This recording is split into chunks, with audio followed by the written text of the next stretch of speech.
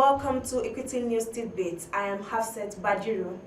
Nasarawa State Governor Abdullahi Sule honored the sacrifices of the fallen soldiers during a condolence visit to the 4th Special Forces Command in Doma, while also granting pardons to 12 inmates across the state as part of Nigeria's 64th Independence Day and Nasarawa's 28th anniversary celebrations.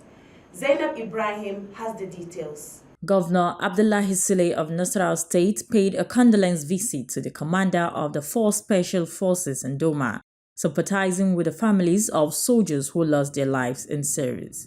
He urged them to see the death as an act of God and acknowledge the soldiers' invaluable contributions to the state's peace.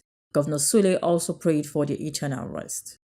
In a separate event, Governor Sule pardoned 12 inmates from 5 custodial centers in Nasarawa, marking Nigeria's 64th Independence Day and the state's 28th anniversary. The State Chief Judge, Justice Aisha Jibrin, and Attorney General Barrister Labaran Magaji praised the governor's compassionate leadership. I've also instructed all my magistrates. One, we have a terrible condition, but they have stopped it. When somebody wants to punish somebody, he'll bring him to court on Friday so that he'll go to prison. I've told my magistrates, whenever the police bring FIR on Friday, they should not take it, they should remove it to Monday, so that the person who is deserving of bail will go for bail. He does not have to go to prison over the weekend. This is not a punishment center for anybody, it's a correctional center. So my magistrates are doing very well. They no longer take FIR on Fridays, so that people, we also have, Your Excellency, issue of plea bargaining. It's not all cases that must come where our inmates must go to prison. They can sweep our court premises for minor offenses. They can pay fines. Your Excellency, I'm happy to inform you that 12 inmates are deserving of your pardon today, among which we have a single lady. Your Excellency, there are others which the committee ought to have taken into consideration, but for very obvious reasons, guided by the principle of law, our hands were very limited and very tight. And today, Your Excellency, I'm happy to inform you that the inmates that are deserving your pardon are seated here. Can you please stand up for His Excellency's identification?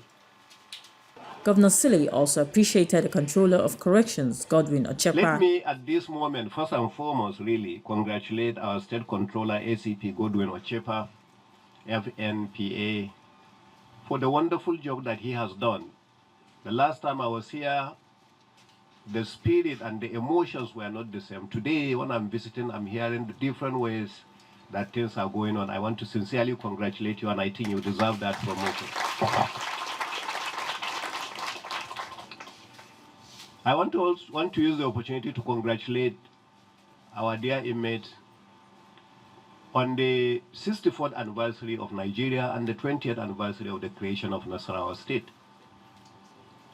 The truth is, I'm not a lawyer and I'm not very familiar with the law. But when I gave the instructions that we would like today, in line with the law, to select some deserving inmates who will be granted pardon today, I was looking at the numbers such as 64, which is the total number of years that Nigeria got its independence, or at least 28, which is the years that correspond with the Nasarawa State. So when I was told that the law restricted to the only 12, I'm not the happiest camper that is only 12. And as I said, I'm one person that will not like to go against what the lawyers and of course the committee has given. But I pray that God leaves us alive next year when Nigeria will be 65 and we will be 29, and we are hoping that as at that time we will have either the 65 or at least 29 inmates that will be released on a day like this. And encouraged the pardoned inmate to remain focused and determined in their lives ahead. Meanwhile, Nasarawa State Governor Abdullahi Sule participated in novelty football match between the state executive and legislative arm in celebrating Nigeria's 64th independence anniversary and Nasarawa State 28th anniversary. This football match took place at Lafia Township Stadium. Among spectators are the two former governors, Senator Abdullahi Adamu and Senator Umar Tanko Alamakura. And we have to go again. Assalamu alaikum, Jama. An executive have been dispossessed as legislative now. The captain of the legislative arm, Judge Omori, I see opportunity. Legislative arm dispossessed. Play. Professor Magaji dispossesses or rather nothing. And as executive arm now, the governor has a chance. And that is a chance now. That is a chance.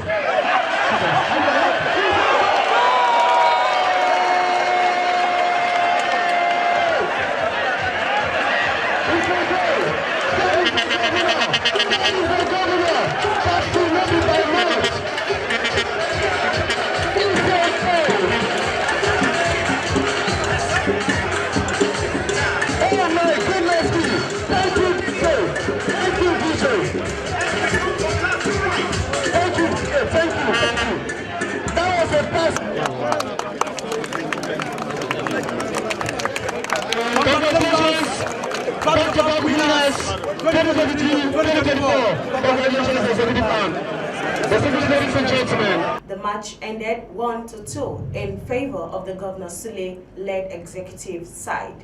The federal government has disclosed that the Presidential Compressed Natural Gas Initiative has unlocked $175 million in private sector investments in critical infrastructure in the last year. This is according to a statement released on X by the Minister of Information and National Orientation of Nigeria, Mohammed Idris, on Tuesday.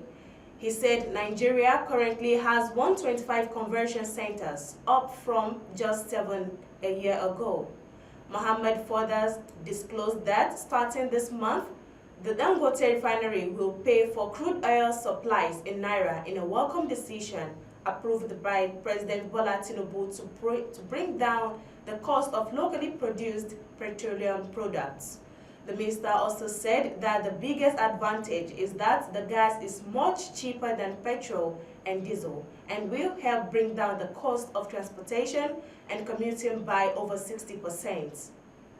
Dozens of Palestinians are reported to have been killed as Israel has stepped up in its military operation across Gaza.